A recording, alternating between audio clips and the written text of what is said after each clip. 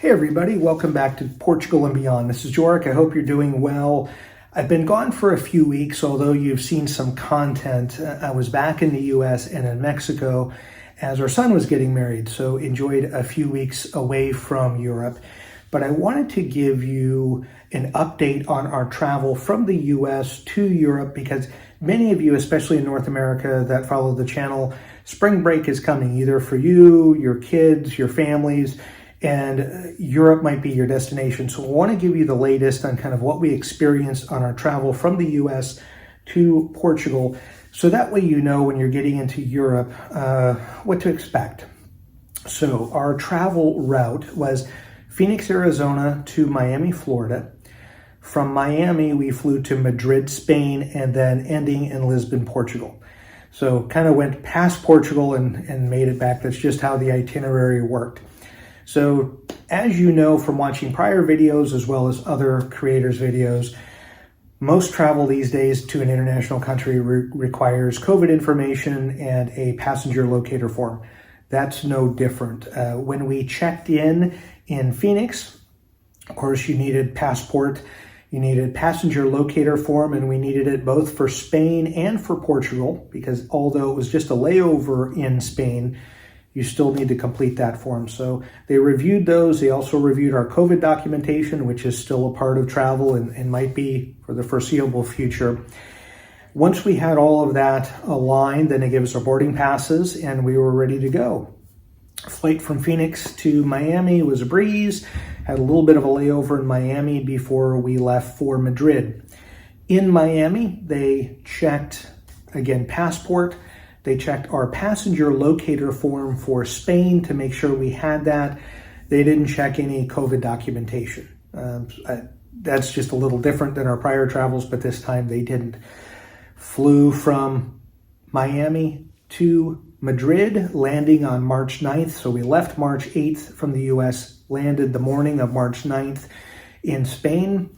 Once we got there, because that was our first entry into Europe, we got in the queue for passport control. So we had our passport stamped as entry into Europe.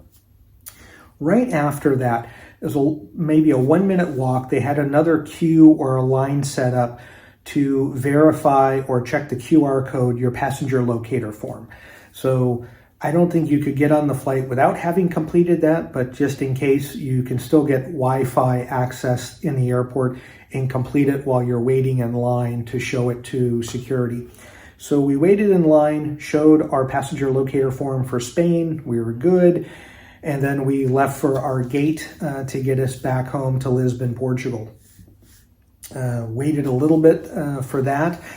Once we were there, because we were already in Europe, they didn't verify anything other than our passport and our boarding pass. They didn't look at COVID documentation, which in prior flights, each leg everywhere was looking at. They did ask for a passenger locator form. We did need to show them the QR code that came from Portugal.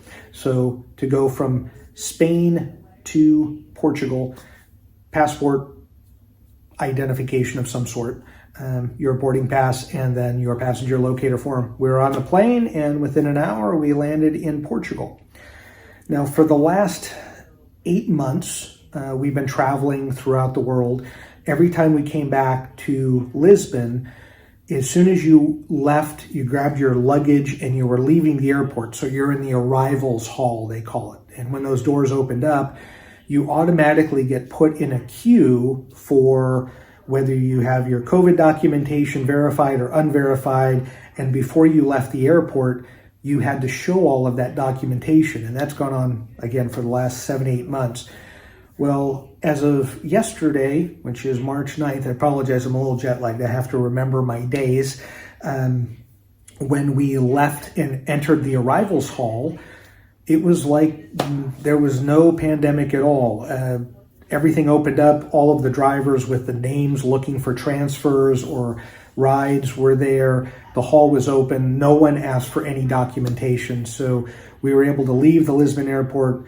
Although we had our COVID documentation with us, we had our passenger locator form in case anyone wanted that, which has been the process for our last 6 trips back into Portugal. they didn't need it. So I'm going to make the assumption that when you're landing in Portugal, in Lisbon, probably Porto or the Algarve, once you're in the airport, they probably won't ask for that information and you'll be good to go.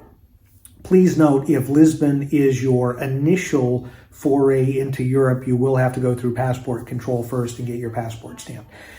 The reason I wanted to make this video is I made one going to the US. I wanted to give you an update coming back to Europe. Also, if you've had different experiences going to different countries, Sweden, Norway, Germany, the UK, back to the US, Portugal, but you had a different experience than us, please leave a comment. I want to get in the habit of having people leave comments, because if travel is getting easier, we certainly want to know about that. But if travel is getting just as difficult, or it hasn't changed, or you have a different experience than we did in Spain or Portugal or the US, we want to know about that. We want to share that with our kind of group of subscribers so that we're all on the up and up.